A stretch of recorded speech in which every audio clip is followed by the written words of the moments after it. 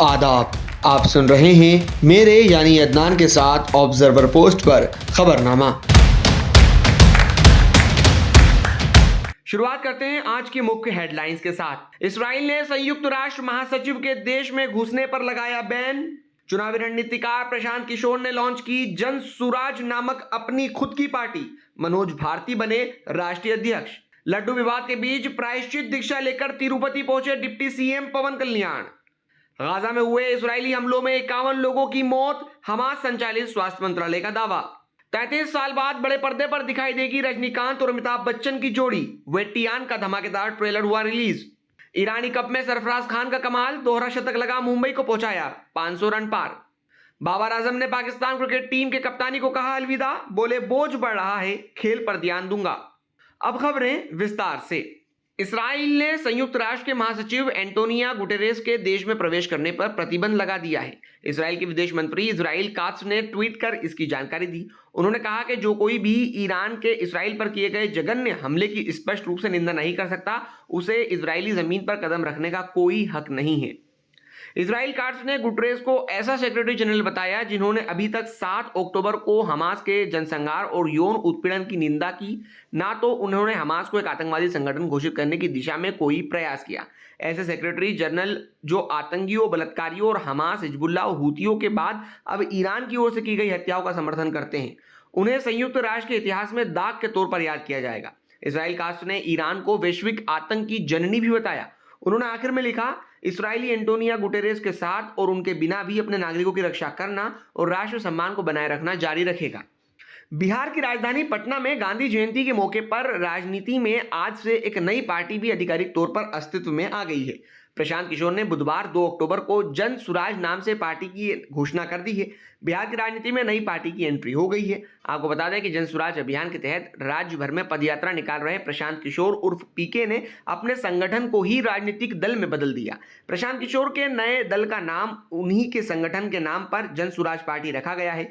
Jan Suraaj party के पहले अध्यक्ष मनोज भारती बनाए गए हैं। मनोज दलित समाज से आते हैं। वो मधुबनी जिले के रहने वाले हैं। उन्होंने जमुई के सरकारी स्कूल में पढ़ाई की, फिर आईआईटी से इलेक्ट्रिकल इंजीनियरिंग करके यूपीएससी क्रैक किया। भारतीय विदेश सेवा अधिकारी रहते हुए 4 देशों के राजदूत रहे। पीके ने कहा कि मनोज भारती उनसे भी ज्यादा काबिल हैं।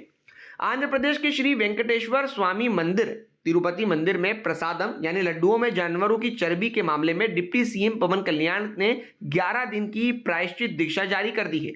पवन प्रायश्चित के तहत 1 अक्टूबर से 3 दिनों के लिए तिरुपति मंदिर यात्रा पर हैं। वे 3 अक्टूबर तक चप्पल या जूते नहीं पहनेंगे। उन्होंने 1 अक्टूबर की देर रात तिरुमाला पहुंचने के बाद तिरुपति के इलीपिरी के रास्ते करीब 3500 सीढ़ियां नंगे पैर चढ़ी, फिर गायत्री नीलियम गेस्ट हाउस में रात गुजारी। पवन आज श्रीवारा में तपस्या की दीक्षा लेंगे। वो 3 अक्टूबर को दीक्षा खत्म होने के बाद वेंकटेश्वर स्वामी के दर्शन करेंगे। पवन ने कहा, मुझे अफसोस है कि मैं मिलावट के बारे में पहले क्यों नहीं पता लगा पाया। मुझे दुख हो रहा है, इसके लिए प्रायश्चित कर रहा हूं। वहीं आंध्र प्रदेश के पूर्व मुख्यमंत्री जगन मोहन रेड्डी को मंदिर जाने की इजाजत नहीं दी गई थी। जगन 28 सितंबर को तिरुपति के भगवान वेंकटेश मंदिर में विशेष अनुष्ठान करने वाले थे।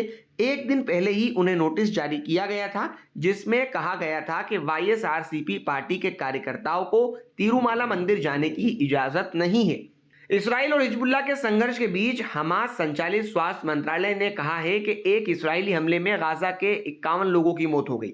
हमास संचालित स्वास्थ्य मंत्रालय ने कहा कि खान यूनिस क्षेत्र में पिछले दिनों हुई इजरायली हमले में 51 लोगों की मौत हुई है, जिसमें महिलाएं और बच्चे भी शामिल हैं। गाजा शहर के उत्तर में चिकित्सकों ने समाचार एजेंसी रॉयटर्स को बताया कि विस्थापित लोगों को शरण देने वाले अल अमल अनाथालय और स्कूल पर इजरायली सेना ने हमले किए, जिसकी वजह से 22 लोगों की मौत हो गई। वहीं इजराइल ने कहा कि वायुसेना ने हमास के कमांड और कंट्रोल सेंटर के अंदर से ऑपरेट कर रहे आतंकियों को निशाना बनाने के लिए सटीक हमले किए हैं। इजराइल ने दावा किया है कि स्कूल के अंदर से हमास के लड़ाके अपनी गतिविधियों को संचालन कर रहे थे।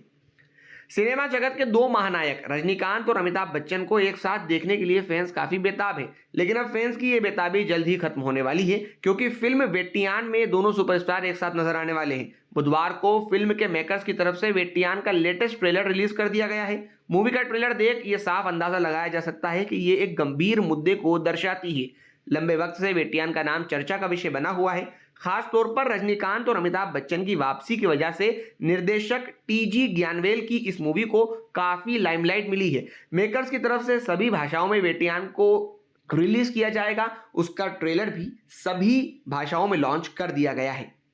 ईरानी कप का मुकाबला आज रणजी चैंपियन मुंबई और रेस्ट ऑफ इंडिया के बीच लखनऊ के इकाना स्टेडियम में खेला जा रहा है। बुधवार को मुकाबले के दूसरे दिन मुंबई के बैट्समैन सरफराज खान ने डबल सेंचुरी पूरी कर दी। सरफराज पहले दिन 54 रन बनाकर नॉट आउट लौटे थे। मंगलवार 1 अक्टूबर को खराब रोशनी के कारण जल्दी स्टंप कर दिया गया था। मुकाबले के पहले दिन 67 ओवर का मैच हुआ। मुंबई ने 4 विकेट के नुकसान पर 237 रन बनाए। अजिंक्य रहाणे 197 बॉल पर 86 रन और सरफराज 88 बॉलों पर 54 रन बनाकर नाबाद थे। आज मुंबई ने दूसरे दिन का खेल 237 रनों के साथ 4 विकेट के नुकसान पर शुरू किया। अजिंक्य रहाणे 97 रन बनाकर आउट हो गए। वहीं सरफराज 221 और जुनैद खान खाता खोले बगैर क्रीज पर नॉट आउट हैं। मुंबई ने पहली पारी में 9 विकेट खोकर 536 रन बना लिए हैं। पाकिस्तान क्रिकेट के कप्तान बाबर आजम ने कप्तानी छोड़ने का ऐलान कर दिया। बाबर ने मंगलवार 1 अक्टूबर को देर रात सोशल मीडिया एक्स पर पोस्ट किया। 29 साल के बाबर ने लिखा, मेरे लिए टीम की कप्तानी करना गर्व की बात थी, लेकिन इससे बोझ बढ़ रहा है। मैं पूरी तरह से अपने खेल पर फोकस करना चाहता हूं। पाकिस्तान क्रिकेट बोर्ड ने इसी साल बाबर को दोबारा कप्तान बनाया था। हालांकि उनकी कप्तानी पर कई बार सवाल उठे। पूर्व सिलेक्टर मोहम्मद वसीम ने बाबर आजम को जिद्दी भी बताया था।